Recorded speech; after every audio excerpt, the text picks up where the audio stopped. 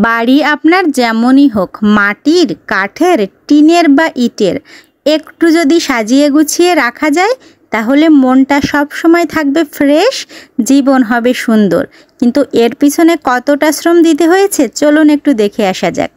প্রথমেই আমরা ঘরটাকে সাজাবো বলে এলোমেলো করে ফেলেছিলাম পুরো পরিবেশটা, ফ্লোর থেকে বেড পর্যন্ত জিনিসপত্রের ছড়াছড়ি, ময়লাদের হুড়োহুড়ি। তো এই কাজটুকু করতে আমাদের পুরো ছুটির দিনটাই মাটি।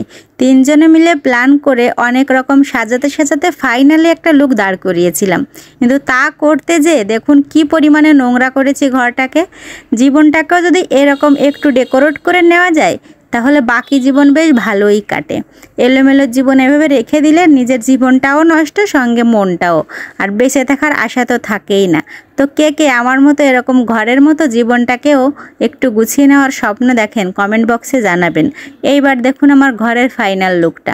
এলোমেলো থেকে যদি ভালো কিছু হয় তো মাঝে মধ্যে একটু ঘর ডোর এলোমেলো করাই ভালো, নাকি কি বলেন? বাহ, এবার তো বেশ চমৎকার একটা লুক এসেছে। আপনাদের কেমন লাগলো জানাতে ভুলবেন না। ভিডিওটি ভালো লাগলে লাইক, কমেন্ট, শেয়ার করবেন, পাশে থাকবেন। ধন্যবাদ। সম্পূর্ণ ভিডিও দেখার জন্য আপনাকে অসংখ্য ধন্যবাদ।